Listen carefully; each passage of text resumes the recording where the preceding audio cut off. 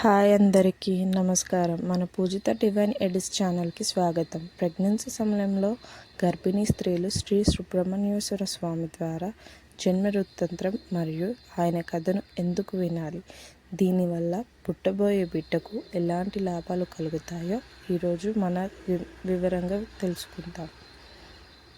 పూర్వం తారకాసుడు అనే లోకాలను రక్షించడం కోసం పరమశివుడు తన మూడో కన్ను నుండి 6 పరమ పవిత్రమైన అగ్ని జ్వాలలను విడుదల చేశారు. ఆ అగ్ని తేజస్సును గంగానది శర్వణ వనంలో ఉన్న ఒక పవిత్ర సరస్సులో చేరుస్తుంది.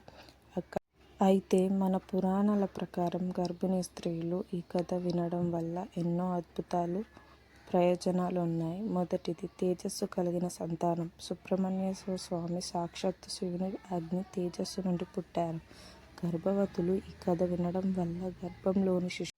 రెండవది, గర్భదోషాల నివారణ. జాతకంలో కుజదోషం లేదా సర్పదోషాలు ఉన్నప్పుడు ప్రెగ్నెన్సీలో సమస్యలు రావచ్చు. సుబ్రహ్మణ్యేశ్వర స్వామి సర్ప రూపంలో కూడా పూజలు అందుకుంటారు కాబట్టి ఆయన కథ వింటే గర్భానికి ఎలాంటి కీడు జరగకుండా రక్షణ.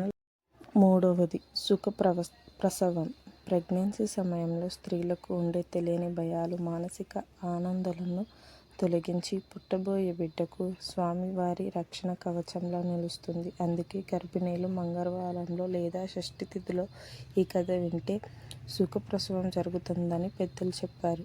ఈ సుబ్రహ్మణ్యేశ్వర స్వామి ఆశీస్సులు మీ అందరిపై ఉండాలని కోరుకుంటున్నాను. ఈ వీడియో మీకు నచ్చితే తప్పకుండా లైక్ చేసి మరిన్ని దైవిక విషయాల కోసం మన ఛానల్ పూజిత డివైన్ ఎడిస్ ఛానల్ని ఇప్పుడే సబ్స్క్రైబ్ చేసుకోండి. ధన్యవాదాలు.